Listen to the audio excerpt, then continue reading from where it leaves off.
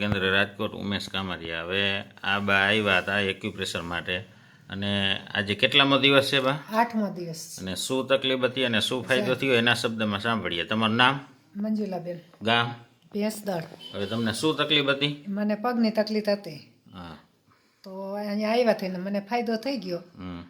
અત્યારે રેડી હાવ? અત્યારે હું હાવ રેડી થઈ ગઈ. કમ્પ્લીટ એકદમ. હવે તમને શું શું તો? એક પગ દુખતો હતો આખો પગ મને, અને કમર અને ઓલો પગ.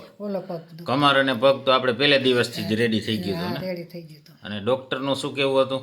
એ કે હાડકામ જગ્યા થઈ ગઈ છે મણકામાં અને સાયટિકા થઈ ગઈ છે. હા. તો ઓપરેશન આવશે એમ. ઓપરેશન આવશે એવું જ કીધું હતું ને? હા.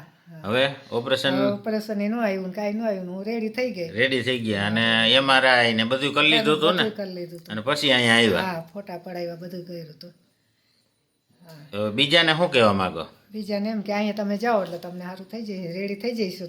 તમને રેડી થઈ ગઈ. તમે રેડી થઈ ગયા ને કમ્પ્લીટ? હવે કામ બધું માંડ્યા કરવા? કામ અમને કરવા કમ્પ્લીટ. હા, નકર તમે હાલી ના હાંકતા ને? અહીંયા આવ્યા ત્યારે તમે ન થઈ આવતી, બેઠા ન થયા, ખૂતા જ રહેતા. હા. અને અહીંયા આવ્યા ત્યાં ભરતભાઈના હાથ પકડીને આવ્યા હતા. હા.